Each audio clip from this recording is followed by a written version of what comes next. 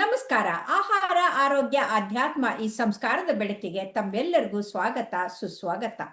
ಇವತ್ತು ನಮ್ಮೊಂದಿಗಿದ್ದಾರೆ doctor Bharat N. ಇವರು MD ಪೀಡಿಯಾಟ್ರಿಕ್ಸ್ ಅಂದ್ರೆ ಮಕ್ಕಳ ಮಾಡಿದ್ರು ಕೂಡ ಮುಂದೆ ನಿಯೋನೆಟಾಲಜಿನಲ್ಲಿ ಫೆಲೋಶಿಪ್ ಮಾಡಿದ್ದಾರೆ. ಅಷ್ಟೇ ಅಲ್ಲ, ಈಗ ಅವರು ಚಿನ್ಮಯ ಮಿಷನ್ ಆಸ್ಪತ್ರೆಯಲ್ಲಿ ಪುಟ್ಟ ಮಕ್ಕಳ ಅಂದ್ರೆ ಹುಟ್ಟಿದ ಮಕ್ಕಳ ಶಿಶುಗಳ ಬಗ್ಗೆ ನೋಡ್ಕೊಳ್ತಾ ಇದ್ದಾರೆ. ಅವ್ರಿಗೆ ಏನು ಚಿಂತೆ ಅಂತಂದ್ರೆ ಬರೀ ಜೀವ ಉಳಿಸಿದ್ರೆ ಸಾಕಾಗಲ್ಲ, ಅವ್ರ ಬದುಕು ಕೂಡ ಚೆನ್ನಾಗಿರ್ಬೇಕು ಅನ್ನೋದು ಅವರ ಆಸೆ. ಇತ್ತೀಚಿನ ದಿನದಲ್ಲಿ ಏನಾಗಿದೆ, ಆಧುನಿಕತೆಯ ಭರಾಟೆಯಲ್ಲಿ ನಾವು ಎಷ್ಟು ಹೊಸ ಹೊಸ ತಂತ್ರಜ್ಞಾನಗಳು ಸಲಕರಣೆಗಳು ಬಂದಿದೆ ಅಂದ್ರೆ ಅದು ಮಾಧ್ಯಮದಲ್ಲಿ ಮನುಷ್ಯರ ಮನಸ್ಸನ್ನೇ ಕೊಚ್ಕೊಂಡು ಹೋಗುವಷ್ಟು ಪ್ರವಾಹ ಹೆಚ್ಚಾಗ್ಬಿಟ್ಟಿದೆ. ಮನುಷ್ಯರಾಗಿ ಉಳಿತಾ ಇಲ್ಲ, ಅವರು ಮೆಕ್ಯಾನಿಕಲ್ ರೋಬೋಗಳ ತರ ಆಗಿ ಹೋಗ್ಬಿಡ್ತಾ ಇದ್ದಾರೆ.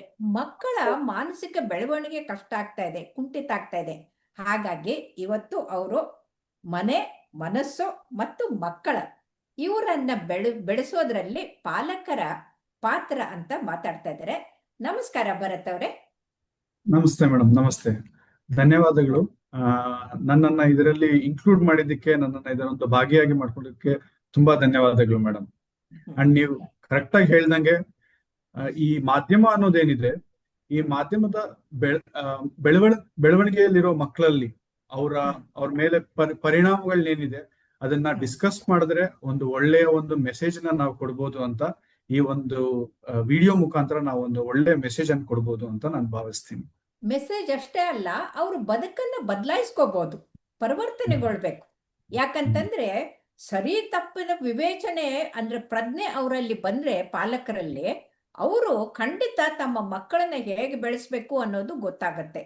ಇಲ್ಲಂದ್ರೆ ಇವತ್ತೇನಾಗ್ಬಿಟ್ಟಿದೆ, ಮೊಬೈಲ್ ಬಂತು ಅಂದ್ರೆ ಕೈಯಲ್ಲಿ ಮೊಬೈಲ್ ಕೊಟ್ಬಿಟ್ಟು ಮಗುನ್ನ ಇವರು ಮಜಾ ಮಾಡ್ಕೊಂಡು ಆ ಕಡೆ ಈ ಕಡೆಗೆ ಓಡಾಡ್ಕೊಂಡಿರ್ತಾರೆ, ಅಥವಾ ಆ ಮೊಬೈಲ್ ಕೊಟ್ಬಿಟ್ಟು ಊಟ ಮಾಡಿಸ್ತಾರೆ. ಇಲ್ಲಾಂದ್ರೆ ಅದು ನೋಡಿ, ಒಂದು ಕಾಲಕ್ಕೆ ಅಲ್ಲಿ ನೋಡು ಚಂದಮಾಮ, ಇಲ್ಲಿ ನೋಡು ಅಜ್ಜ ಅಜ್ಜಿ ಅಂತ ತುತ್ತು ಕೊಡೋರು ಈಗ ಮಕ್ಕಳ ಹಿಂದೆ ಓಡಾಡೋದ್ ಬೇಡ, ಇವರು ಕೂತ್ಕೊಂಡ್ಬಿಟ್ಟಿರ್ತಾರೆ, ಸ್ಥಾಪನೆ ಆಗಿರ್ತಾರೆ. ಆ ಮಕ್ಕಳು ಕೂಡ ಮೊಬೈಲಲ್ಲಿ ಮುಳುಗಿರ್ತಾರೆ. ಅವು ಏನ್ ತಿಂದ್ವು ಏನ್ ಬಿಟ್ವು ಅನ್ನೋದು ಗೊತ್ತಾಗೋದಿಲ್ಲ. ಹಾಗಾಗಿ ಈಗ ಈ ಮಾಧ್ಯಮಗಳು ಅಂದ್ರೆ ಯಾವ್ಯಾವ ತರದ ಮಾಧ್ಯಮಗಳು ಈಗ ಬಂದಿದೆ, ಅದರ ಪ್ರತಿಯೊಂದರದ್ದು ದುಷ್ಪರಿಣಾಮ ಏನು ಅಂತ, ಪ್ರಯೋಜನ ಮತ್ತೆ ದುಷ್ಪರಿಣಾಮ ಎರಡು ಹೇಳಿ. ಈ ಮಾಧ್ಯಮಗಳಲ್ಲಿ ಹಲವಾರು ತರದ ಮಾಧ್ಯಮಗಳಿದಾವೆ. ಒಂದು ಎಕ್ಸಾಂಪಲ್ ನಾವೇ ಹೇಳ್ಬೇಕಾದ್ರೆ, ಪ್ರಾಬಬ್ಲಿ ನೀವು ಬೆಳೆದಾಗ ಟಿವಿ ಅನ್ನೋದು ಇರ್ಲಿಲ್ಲ, ಮೊಬೈಲು ಇರ್ಲಿಲ್ಲ, ಕಂಪ್ಯೂಟರ್ ಇರ್ಲಿಲ್ಲ. ನಮಗೆ ಕೇವಲ ಪತ್ರಿಕೋದ್ಯಮ ಮಾಧ್ಯಮ ಮಾತ್ರ ಇತ್ತು. ಅದು ನಮ್ಮ ಅಜ್ಜ ಇಂಗ್ಲಿಷ್ ಬರ್ಲಿ ಅಂತ ಟೈಮ್ಸ್ ಆಫ್ ಇಂಡಿಯಾ ಓದಕ್ ಹೇಳ್ತಾ ಇದ್ರು, ಕನ್ನಡ ಬರ್ಲಿ ಅಂತ ಸಂಯುಕ್ತ ಕರ್ನಾಟಕ. ಇದನ್ನ ನಾವು ಕಂಪಲ್ಸರಿ ಓದ್ಬೇಕಾಗಿತ್ತು. ಅಂದ್ರೆ ನಮ್ಮ ಲ್ಯಾಂಗ್ವೇಜ್ ಅಂದ್ರೆ ಭಾಷೆ ಹೆಚ್ಚಾಗತ್ತೆ, ಚೆನ್ನಾಗತ್ತೆ ಅಂತ. ಆದ್ರೆ ಈಗ ಬೇರೆ ಆಗ್ಬಿಟ್ಟಿದೆ. ಹೌದು, ಈಗ ನಮ್ ತಂದೆ ನೀವ್ ಏನ್ ಸ್ಕ್ರೀನ್ ಯೂಸ್ ಮಾಡಿದ್ರಿ ಅಂತ ಏನಾದ್ರು ಕೇಳಿದ್ರೆ ಅವ್ರು ಹೇಳೋದು ಒಂದೇನೆ, ನಾನ್ ನೋಡಿದ್ದೆಲ್ಲ ಸಿನಿಮಾ, ಥಿಯೇಟರ್ ಅಲ್ಲಿ ಹೋಗಿದ್ದು, ಸಿನಿಮಾ ನೋಡಿದ್ದು ಅಂತ ಹೇಳ್ತಾರೆ. ಅದೇ ಒಂದು ನಾನ್ ಹುಟ್ಟಿದ ಟೈಮ್ಗೆ ಹಂಗೇನಾದ್ರು ಹೇಳಿದ್ರೆ ಟಿವಿ ನಮ್ ಮನೆಗೆ ಒಂದ್ ಬಂದಿತ್ತು. ಅದಾದ್ಮೇಲೆ ನೋಡಿದ್ರೆ ಲ್ಯಾಪ್ಟಾಪ್, ಈ ಕಂಪ್ಯೂಟರ್ ಅಂತ ಏನ್ ಹೇಳ್ತಾರೆ, ಬಿಟ್ವೀನ್ 2000 ಆ ಟೈಮ್ ಅಲ್ಲಿ ಕಂಪ್ಯೂಟರ್ ಎಲ್ಲ ಬರಕ್ ಸ್ಟಾರ್ಟ್ ಆಯ್ತು. ಒಂದು 2010 ಆ ಟೈಮ್ಗೆ ನಮ್ಮ ಮನೆಯಲ್ಲಿ ಎಕ್ಸಾಂಪಲ್ ನಮ್ ಜೀವನದಲ್ಲಿ ಏನ್ ಹೇಳ್ಬೇಕು ಅಂದ್ರೆ 2010 ಆದ್ಮೇಲೆ ಮೊಬೈಲ್ ಅನ್ನೋದು ಬಂತು, ಟ್ಯಾಬ್ಲೆಟ್ ಅನ್ನೋದು ಬಂತು. ಅಗೈನ್ ಪ್ರತಿಯೊಂದು ಸ್ಕ್ರೀನ್ ಅಲ್ಲಿ ಈ ವೇರಿಯೇಷನ್ಸ್ ಅನ್ನೋದು ಸ್ಟಾರ್ಟ್ ಆಯ್ತು. ಈ ತರದ ಮಾದರಿಯಲ್ಲಿ ಸ್ಕ್ರೀನು ಚೇಂಜಸ್ ಆಗ್ತಾ ಕಂಡು ಬಂತು. ಅಂಡ್ ಆಲ್ಸೋ ಇಂಟರ್ಫೇಸ್ ಅನ್ನೋದು, ಈ ಸ್ಕ್ರೀನ್ ಅಲ್ಲಿ ಇಂಟರ್ಫೇಸ್ ಅಂತ ಹೇಳ್ತಾರೆ. ಲೈಕ್ ಮುಂಚೆ ಏನೊಂದು ನಮ್ಮ ಕಮಾಂಡ್ ಅನ್ನೋದು ಬರ್ತಿದ್ದು ಒಂದು ಲೆಟರ್ಸ್ ರೂಪದಲ್ಲಿ ಬರ್ತಿತ್ತು. ನಾವು ಕ್ಷೇಮವಾಗಿದ್ದೀವಿ, ನೀವು ಕ್ಷೇಮವಾಗಿದ್ದೀರಾ ಅಂತ ಬರೆಯೋದು ಆಗ. ಈಗ ಅದೆಲ್ಲ ಇಲ್ಲ.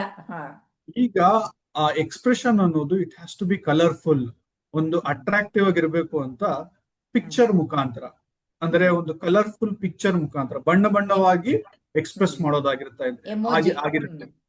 ಇಮೋಜಿಗಳಾಗಿರ್ಬೋದು ಆತರ. ಸೊ ದಿಸ್ ಈಸ್ ಹೌ ಈ ಮೀಡಿಯಾ ಅನ್ನೋದು, ಮಾಧ್ಯಮ ಅನ್ನೋದು ಈ ತರ ಎವಾಲ್ವ್ ಆಗಿದೆ over years. So according to ಒಂದು ಯುನಿಸೆಫ್ ಸ್ಟಡಿ ಅನ್ನೋದನ್ನ ನಾವು ಕನ್ಸಿಡರ್ ಮಾಡಿದ್ರೆ ಅದರದ್ದೊಂದು ಡಾಟಾ ಪ್ರಕಾರ ಈ 15 ವರ್ಷಕ್ಕಿಂತ ಕೆಳಗಡೆ ಇರೋ ಮಕ್ಕಳಲ್ಲಿ ಓವರ್ ಆಲ್ ಗ್ಲೋಬಲ್ ಸರ್ವೆ ಅಂತ ನೋಡಿದ್ರೆ ಒಂದು 33% ಮಕ್ಕಳು ಇಂಟರ್ನೆಟ್ ಅನ್ನೋದನ್ನ ಈಗ ಯೂಸ್ ಮಾಡ್ತಿದ್ದಾರೆ. ಅದು 2020ರಲ್ಲಿ. ಈಗ ಅದಕ್ಕಿಂತ ಜಾಸ್ತಿ ಆಗಿರ್ಬೋದು, ಜಾಸ್ತಿ ಆಗಿದೆ. ಖಂಡಿತ ಜಾಸ್ತಿ ಆಗಿರ್ಬೋದು. ಅಂಡ್ ಇಂಡಿಯಾ ಅಲ್ಲಿ ನೋಡಿದ್ರೆ India belongs to low and middle income country. ಅಲ್ಲಿ ಒಂದು 5 to 6% of the kids less than 15 years ಅಲ್ಲಿ ಬರೀ 5% ಅನ್ನೋ ಮಕ್ಕಳು ಮಾತ್ರನೇ ಇಂಟರ್ನೆಟ್ ಯೂಸ್ ಮನೆಯಲ್ಲಿ ಮಾಡ್ತಿರ್ತಾರೆ. ಸ್ಕೂಲಲ್ಲಿ ಏನ್ ಮಾಡ್ತಿರ್ತಾರೆ ಇದೆಲ್ಲ ಡಿಫ್ರೆಂಟ್. ಇದ್ರ ಇಂಡಿಯಾಲೂ ಅಷ್ಟೇ ರೂರಲ್ ಅಂಡ್ ಅರ್ಬನ್ ಅಲ್ಲಿ ದೇರ್ ವಿಲ್ ಡೆಫಿನೆಟ್ಲಿ ಬಿ ಒಂದು ಡಿಫರೆನ್ಸ್ ಅನ್ನೋದು ಇದ್ದೇ ಇರುತ್ತೆ. ಮೀಡಿಯಾ ನೀವು ಹಾಗ ಅನ್ಕೊಂಡಿದ್ದೀರಿ. ನಾನು ನೋಡಿದ ಪ್ರಕಾರ ಈಗ ಹಳ್ಳಿ ಶಾಲೆಗೆ ಹೋಗಿದ್ದೆ, ಅಲ್ಲಿ ಟೀಚರ್ಗಳು ಬೇಜಾರ್ ಮಾಡ್ಕೊಂಡ್ರು. ಈ ಮೊಬೈಲು ಅವ್ರ ಅಮ್ಮಂದ್ರು ಬಿಡ್ತಾ ಇಲ್ಲ, ಮಕ್ಕಳು ಬಿಡ್ತಾ ಇಲ್ಲ ಅಂತ. ಇದು ಹಳ್ಳಿ ಸ್ಕೂಲಲ್ಲಿ. ಆಮೇಲೆ ಮುಂಬೈನಲ್ಲಿ ಹೋದಾಗ ಮುಂಬೈಗೆ ಸ್ಲಮ್ ಏರಿಯಾನವರು ಹೊರಗಡೆಗೆ ರೋಡಲ್ಲಿ ಚಾರ್ಪಾಯ್ ಅಂತ ಹಾಕೊಂಡು ಅದ್ರ ಮೇಲೆ ತಾಯಿ ಮಗು ಮೊಬೈಲ್ ನೋಡ್ತಾ ಕೂತ್ಕೊಂಡಿವೆ. ಅಂದ್ರೆ ಈಗ ವ್ಯತ್ಯಾಸ ಉಳ್ಕೊಂಡೇ ಇಲ್ಲ. ಈ ಮೊಬೈಲ್ ಹುಚ್ಚು ಮಕ್ಕಳಿಂದ ಮುದುಕರವರೆಗೂ ಎಲ್ಲರಿಗೂ, ಅಂದ್ರೆ ಆ ಜನ ಈ ಜನ ಹಳ್ಳಿ ಅಂತ ಇಲ್ವೇ ಇಲ್ಲ, ಎಲ್ಲರೂ ಮೊಬೈಲ್ ಅಲ್ಲಿ ಮುಳುಗಿದ್ದಾರೆ. ಖಂಡಿತ ಮೇಡಮ್. ನಮ್ಗೆ ಕಾಣಿಸಿರೋದು ಪ್ರಾಬಬ್ಲಿ ಅದೊಂದು ಟಿಪ್ ಆಫ್ ಐಸ್ಬರ್ಗ್ ಕಾಣಿಸಿದೆ ನಮ್ಗೆ. ಇನ್ನು ಕೆಳಗಡೆ ಇರೋದು ನಮ್ಗೇನು ಗೊತ್ತೇ ಇಲ್ಲ. ಸೊ ಮಾಧ್ಯಮ ಮಾಡಿರೋ ಇಂಪ್ಯಾಕ್ಟ್ ಇಷ್ಟ ಆಗಿರುತ್ತೆ. ಸೊ ಅದರಿಂದಾಗಿ ಇದ್ರ ಬಗ್ಗೆ ನಾವು ಡಿಸ್ಕಸ್ ಮಾಡಿದ್ರೆ, ನಮ್ಗೆ ಇದ್ರ ಬಗ್ಗೆ ತಿಳುವಳಿಕೆ ಗೊತ್ತಾದ್ರೆ ನಾವು ಇದನ್ನ ಸರಿಯಾದ ರೂಪದಲ್ಲಿ ಬಳಸ್ಕೋಬಹುದು ಅನ್ನೋದೇ ಇವತ್ತಿನ ಉದ್ದೇಶ ಆಗಿರುತ್ತೆ. ಈಗ ನಾವು ಯಾವ ವಯಸ್ಸಿಂದ ಮಕ್ಕಳಿಗೆ ಮೊಬೈಲ್ ಕೊಡ್ಬೇಕು ಅದನ್ನ ಮೊದಲು ಹೇಳಿ. ಯಾಕಂತಂದ್ರೆ ಹುಟ್ಟಿದ ಮಗುಗೆನೆ ಮೊಬೈಲ್ನ ಮುಂದ್ಗಡೆ ಹಿಡಿತಾರೆ. ಅವ್ರಿಗೆ ಆ ಮಗುನ್ ಕಣ್ಣುಗಳಿಗೆ ತೊಂದರೆ ಆಗತ್ತೆ, ಆ ಮಗು ಬೆಳವಣಿಗೆಗೆ ತೊಂದರೆ ಆಗತ್ತೆ ಅಂತ ಗೊತ್ತಿಲ್ಲ. ಯಾಕಂದ್ರೆ ಮೊಬೈಲ್ ಇರೋ ಇಲೆಕ್ಟ್ರೋಮ್ಯಾಗ್ನೆಟಿಕ್ ವೇವ್ಸು ಬ್ರೈನಿಗೆ ಅವು ತೊಂದರೆ ಆಗತ್ತೆ ಅನ್ನೋದು ಗೊತ್ತಾಗ್ಬೇಕಲ್ವಾ? ಖಂಡಿತ ಮೇಡಮ್. ಈಗ ನನ್ನ ಮಗು ಮೊಬೈಲ್ ಯೂಸ್ ಮಾಡೋದಕ್ಕೆ ರೆಡಿನಾ ಅಂತ ಅನ್ಕೊಂಡ್ರೆ, ಸೇ ಫಾರ್ ಎಕ್ಸಾಂಪಲ್ ನಾವು ಒಂದು ರೆಕಮೆಂಡೇಶನ್ಸ್ ಅಂತ ನೋಡೋಣ. ನಮ್ಮ Indian Academy of Pediatrics, World Health Organization, American Academy of Pediatrics ಏನಂತ ಹೇಳುತ್ತೆ ಅಂದ್ರೆ ಲೆಸ್ ದ್ಯಾನ್ 2 years ನೀವು ಸ್ಕ್ರೀನ್ ಕೊಡ್ಲೇಬಾರ್ದು ಅಂತ ಹೇಳುತ್ತೆ. ದ ರೀಸನ್, ಕಾರಣ ಏನಂತಂದ್ರೆ ಈಗ 2 ವರ್ಷಕ್ಕಿಂತ ಕೆಳಗಡೆ ಇರೋ ಮಕ್ಕಳು ಅವ್ರಿಗೇನು ಅರ್ಥ ಆಗಲ್ಲ. ಈ ಸ್ಕ್ರೀನ್ ಅಲ್ಲಿ ಏನೇ ಬಂದ್ರು ಅಷ್ಟೇ ಅವ್ರಿಗದು ಅರ್ಥ ಆಗಲ್ಲ. ಅವ್ರು ಬರೀ ಆ ಕಲರ್ ಅನ್ನ ಅವ್ರು ಅರ್ಥ ಮಾಡ್ಕೊತಾ ಇರ್ತಾರೆ. ಈ ತರ ಇಷ್ಟು ಚಿಕ್ಕ ಮಕ್ಕಳಿಗೆ ಬೇಕಾಗಿರೋದು ರಿಯಲ್ ಲೈಫ್ ಎಕ್ಸ್ಪೀರಿಯನ್ಸ್. ಅವ್ರಿಗೆ ಸ್ಕ್ರೀನ್ ಅನ್ನೋ ಅವಶ್ಯಕತೆ ಬೇಕಾಗಿರಲ್ಲ. ಬಿಟ್ವೀನ್ 2 to 5 years, 7 ರಿಂದ 5 ವರ್ಷದ ಮಕ್ಕಳು 1 hour ಯೂಸ್ ಮಾಡಬಹುದು. ಸೊ 2 years ಆದ್ಮೇಲೆ ನೀವು ಯೂಸ್ ಮಾಡಕ್ ಸ್ಟಾರ್ಟ್ ಮಾಡಿ ಅಂತ ಹೇಳ್ತಾರೆ. ಬಿಟ್ವೀನ್ 2 to 5 years ನಾವು 1 hour ಗಿಂತ ಕಡಿಮೆ ಯೂಸ್ ಮಾಡಬೇಕು ಅಂತ ಹೇಳ್ತಾರೆ. ಅದೇ 5 ವರ್ಷ ಮತ್ತೆ ಈ ಅಡೋಲೆಸೆಂಟ್ಸ್ ಅಂತ ಏನ್ ಹೇಳ್ತಾರೆ, ಅವ್ರ ಯೂಸೇಜ್ ಬರೀ 2 hours ಇರಬೇಕು ಸ್ಕ್ರೀನ್ ಯೂಸೇಜ್ ಅಂತ ಹೇಳ್ತಾರೆ. ಇದನ್ನ ಮೋರ್ಸೋ ಹೇಳ್ಬೇಕು ಅಂತಂದ್ರೆ ಎಸ್ಪೆಷಲಿ ಈ 10 ರಿಂದ 18 ವರ್ಷದ ಮಕ್ಕಳಲ್ಲಿ ಅವರು ನಿದ್ದೆ ಮಾಡೋದಾಗಿರ್ಬೋದು, ಅವ್ರು ಓದು ಬರಹ ಆಗಿರ್ಬೋದು, ಅವ್ರ ಆಟ ಚಟುವಟಿಕೆಗಳಾಗಿರ್ಬೋದು, ಅದನ್ನ ಈ ಸ್ಕ್ರೀನ್ ಟೈಮ್ ಎಲ್ಲ ಕುಂಠಿತ ಆಗತ್ತೆ. ಆಮೇಲೆ ಅವರ ಕ್ರಿಯೇಟಿವಿಟಿ ಕೂಡ ಕಡಿಮೆ ಆಗಿ ಆ ಸೃಜನಶೀಲತೆ ಹೋಗಿ ಅವರು ಕುತೂಹಲ ಕಲಿಬೇಕಾಗಿರೋ ಕಲಿಕೆ ಕೂಡ ಇದಾಗತ್ತೆ ಅಂತ. ಹಾಗಾಗಿ ಕೆಲವು ಟಿಪ್ಸ್ ಅಂದ್ರೆ ಸೂತ್ರಗಳನ್ನ ಪೇರೆಂಟ್ಸ್ಗೆ ಏನ್ ಕೊಡ್ತೀರಾ? ಖಂಡಿತ ಮೇಡಮ್. ಈಗ ಯಾಕೆ ಅಂದ್ರೆ ಈ ಪ್ರತಿಯೊಂದು ಈ ಮಾಧ್ಯಮದಲ್ಲೂ ಕೆಲವೊಂದು ಒಳಿತುಗಳಿದ್ದಾವೆ, ಕೆಲವೊಂದು ಕೆಡಕುಗಳಿದ್ದಾವೆ. ಒಳಿತುಗಳಲ್ಲಿ ಮಕ್ಕಳು ಕಲಿತಾರದ್ರಿಂದ ಈ ನೆಕ್ಸ್ಟ್ ಜನರೇಷನ್ ಜಾಬ್ಸ್ ಅಂತ ಏನಿರುತ್ತೆ, ಸೊ ಅದೆಲ್ಲಾನು ಅಷ್ಟೇ ಟೆಕ್ ಡ್ರಿವನ್. ನಿನಗೆ ಮೊಬೈಲ್ ಯೂಸ್ ಮಾಡೋದಾಗಿರ್ಲಿ, ಕಂಪ್ಯೂಟರ್ ಯೂಸ್ ಮಾಡೋದಾಗಿರ್ಲಿ ಗೊತ್ತಿರಬೇಕು. ಸೊ ಅದರ ಅವಶ್ಯಕತೆನೂ ಇದೆ. ಲೈಕ್ ವೈಸ್ ಈ ಮಾಧ್ಯಮದಿಂದ ಒಂದೊಂದ್ಸತಿ ಅವರ ಮೆಂಟಲ್ ಹೆಲ್ತ್ ಮತ್ತೆ ಫಿಸಿಕಲ್ ಹೆಲ್ತ್ ಅಫೆಕ್ಟ್ ಆಗಿರುತ್ತೆ. ಸೊ ನಾನ್ ಕೊಡೋ ಟಿಪ್ಸ್ ಏನಾಗಿರುತ್ತೆ, ಕೆಲವೊಂದು ಈಗ ಲೆಸ್ ದ್ಯಾನ್ 2 years ಮಕ್ಕಳು ಲೆಸ್ ದ್ಯಾನ್ 2 years ಇದ್ದವಾಗ ಆದಷ್ಟು ಮೊಬೈಲ್ನ ಅಥವಾ ಲ್ಯಾಪ್ಟಾಪ್ ಆಗಿರ್ಲಿ ಇಲ್ಲ ಟ್ಯಾಬ್ಲೆಟ್ಗಳನ್ನಾಗಿರ್ಲಿ ಯೂಸ್ ಮಾಡೋದು ಅವಾಯ್ಡ್ ಕೊಡ್ಲೇಬಾರ್ದು.